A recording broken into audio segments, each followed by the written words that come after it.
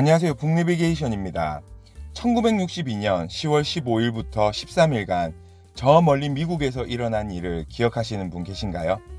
모두가 잠든 밤 미국 해안에서 불과 140여 킬로미터 떨어진 쿠바 섬에 소련이 미국을 겨냥하여 준중거리 탄도미사일 기지를 건설하고 있다는 첩보가 CIA에 전달이 됩니다. 이 사실을 확인한 미국 정부는 초비상이 걸리게 되죠. 강요들은 너나 할 것 없이 당시 대통령이었던 존 F 케네디에게 달려가 지금 당장 미사일 기지를 공격해야 한다고 건의하기 시작합니다. 거기에서 그치지 않고 저 못된 쿠바 놈들도 이번 기회에 단번에 쓸어버려야 한다고 아우성치기 시작했습니다. 그런데 이상하게도 케네디는 그런 이야기에 전혀 반응을 하지 않습니다.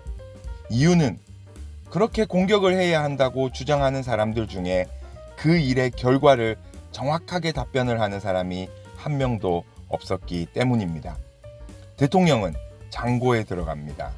메모지에 자신의 생각을 정리해 보기도 하고 핵 전략에 관한 책들을 읽으며 내용을 정리해 보기도 하였습니다. 그러다가 그에게 아이디어 하나가 번뜩 떠올랐습니다. 그것은 봉쇄 작전이었습니다. 그 작전은 성공을 거두었고 마침내 소련은 미사일 기지를 철수하기에 이르렀습니다. 그가 핵전쟁을 막을 수 있었던 봉쇄 작전이라는 아이디어를 떠올릴 수 있었던 비결은 무엇이었을까요? 우리도 살아가다 보면 핵전쟁만큼이나 쉽지 않은 문제들을 만나곤 합니다. 부도 직전에 놓인 사업, 험한 말이 오가는 이혼 과정, 진로의 문제와 같은 일들을 만날 때 이 문제들을 단박에 해결해줄 번뜩이는 아이디어를 떠올릴 수 있는 비결은 무엇일까요? 오늘 우리가 살펴보려는 책 스틸리스는 그 비결을 고요라고 말합니다. 책은 그것을 스틸리스라고 표현하죠. 오늘 우리가 살아가는 세상은 너무 시끄럽고 혼란스럽습니다. 이런 상황에서 올바른 결정을 하기란 여간 어려운 일이 아닙니다. 이럴 때 꼭 필요한 것이 바로 고요입니다.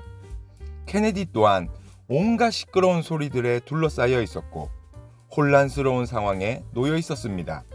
하지만 그는 이런 상황에서 직감대로 빨리 결정하지 않았습니다. 고요한 시간을 가졌습니다. 그 결과 미국을 핵전쟁에서 구할 수 있었습니다. 그렇다면 이 책에서 말하는 고요, 즉 스틸리스란 무엇일까요? 책에서 말하는 7가지를 기억하시면 됩니다. 첫 번째, 현재에 온전히 집중하기. 두 번째, 선입견 버리기. 세 번째, 충분한 시간 가지기. 네 번째, 조용히 앉아 곰곰이 생각하기. 다섯 번째, 어떤 것에도 방해받지 않기. 여섯 번째, 주위의 조언과 나의 신념이 일치하는지 확인하기. 일곱 번째, 심사숙고하기. 케네디는 위기의 13일 동안 앞서 말씀드린 7가지를 모두 정확하게 실천하며 고요의 힘을 경험했습니다. 그런데 문제는 이런 고요의 힘을 케네디는 원래부터 가지고 있었을까요? 사실 그는 고등학교 시절에는 문제투성이 반항하에 대학 시절부터 상원 의원이 되어서까지도 호사가처럼 산 인물이었습니다. 말 그대로 고요랑은 거리가 먼 인물이었죠. 하지만 훈련을 통해 그는 고요의 힘, 즉 스틸리스를 몸으로 체화할 수 있었습니다. 이 책에서는 스틸리스를 키우는 방법에 대해 우리에게 여러 가지를 알려주는데요.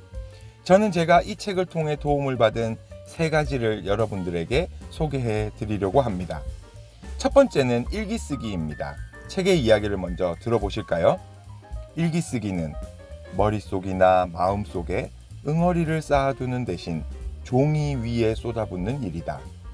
꼬리를 무는 잡생각을 내버려 두거나 섣부른 추측을 의심 없이 받아들이는 대신 종이에 적어 내려가며 스스로 검증하게끔 만드는 일이기도 하다. 일기를 쓰면서 머릿속에만 있던 생각을 종이에 적어보면 자신의 상황을 한 발자국 떨어져서 볼 수 있게 된다. 그러면 불안과 두려움, 좌절감이 마음에 넘칠 때 흔히 잃게 되는 객관성을 유지할 수 있다. 이 책의 예시로 등장하는 안나 프랭크는 그래서 일기쓰기를 이렇게 표현했습니다. 사람들의 인내심보다 종이의 인내심이 더 큰 것 같다. 여러분도 평상시에 일기 쓰는 것을 꼭 해보시기 바랍니다. 더 이상 사람들에게 속마음을 털어놓지 말고 종이 위에다가 속마음을 털어놓아 보시기 바랍니다. 그리고 써놓은 일기장을 마음이 힘들 때마다 꺼내어 읽어보시기 바랍니다. 여태껏 경험해보지 못한 마음의 평안을 느끼실 수 있을 겁니다. 두 번째는 내면의 아이 안아주기입니다.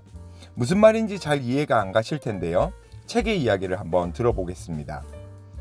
어릴 때 받은 상처가 있는지 차분히 생각해보라.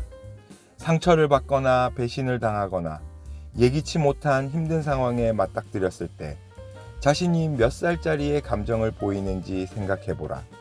그게 바로 당신의 내면 아이다. 당신이 그 아이를 안아줘야 한다. 그리고 그 아이에게 말해줘야 한다. 이봐, 친구, 괜찮아. 내가 상처받았다는 걸 잘 알고 있어. 하지만 내가 널 돌봐줄게. 저 또한 이런 내면의 아이가 불쑥불쑥 튀어나올 때가 있었습니다.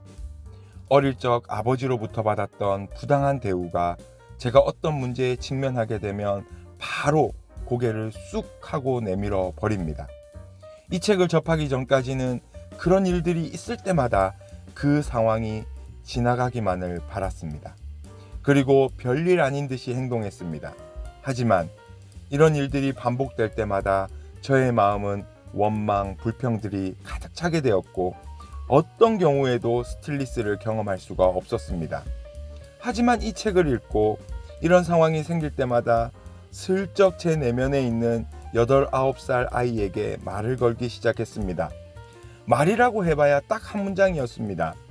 괜찮아, 그럴 수 있어, 힘내.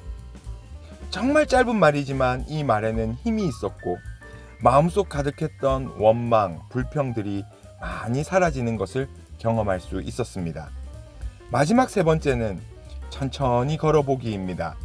책의 이야기를 들어보겠습니다. 어떻게 걷기가 우리를 고요로 이끈다는 걸까? 지금까지 활동을 추구할 게 아니라 줄여야 한다고 얘기하고 있지 않았는가? 물론 걸을 때 우리는 움직이고 있지만 그건 격한 동작이 아니고 의식하면서 행하는 동작도 아니다. 그저 반복적이고 의례적인 움직임일 뿐이다.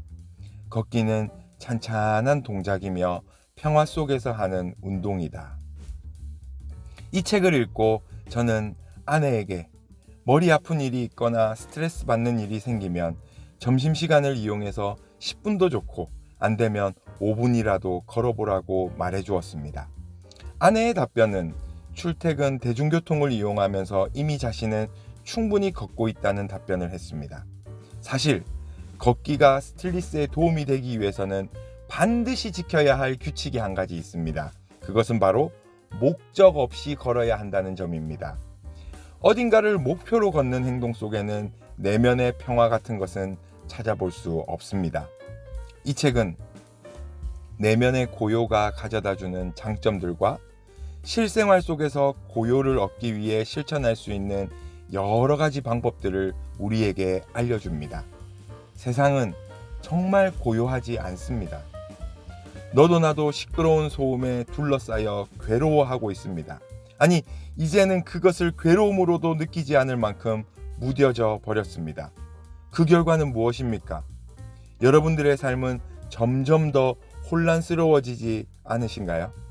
올바른 결정을 하기가 점점 더 어려워지시지는 않으시나요? 이런 상황에서 한 번쯤 꼭 읽어볼 만한 책 스틸리스를 여러분에게 추천해 드립니다. 지금까지 북내비게이션이었습니다. 감사합니다.